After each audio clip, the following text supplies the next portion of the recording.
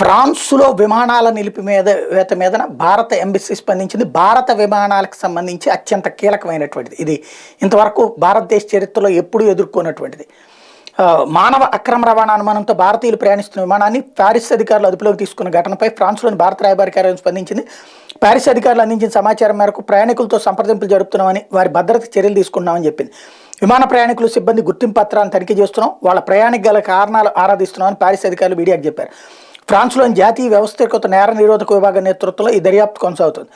Romania సంస్థ legend ఎయిర్లైన్స్కి చెందిన విమానం గురువారం దుబాయ్ నుంచి నికరాగోవాకు వెళ్తూ ఇంధనం నింపుకోవడం కోసం ప్యారిస్కి 150 కిలోమీటర్ల దూరంలోని వాట్రీ విమానాశ్రయంలో ఆగింది. మానవ అక్రమ రవాణా జరుగుతుందని అందిన సమాచారం మేరకు ఫ్రాన్స్ అధికారులు ఆ విమానాన్ని తమ ఆధీనంలోకి తీసుకున్నారు. విమానంలోని 303 మంది ప్రయాణికులు అత్యధికంగా భారతీయులు ఉన్నారు. వాళ్ళలో 13 మంది మైనర్లని స్థానిక పత్రిక చెప్పింది. అమెరికా లేదా కెనడాలోకి అక్రమంగా ప్రవేశించేందుకు కానీ సెంట్రల్ అమెరికాకి చేరుకునే ప్రణాళికలో భాగంగా వీళ్ళంతా నికరాగోవాకు వెళ్తున్నట్టు విశ్వసనీయ వర్గాలు వెల్లడించాయి. తమ వైపు నుంచి అట్లాంటి తప్పు లేదని ఫ్రెంచ్ అధికారులకు సహకరించేందుకు సిద్ధంగా ఉన్నట్టు లెజెండ్ ఎయిర్లైన్స్ సంస్థ చెప్పింది.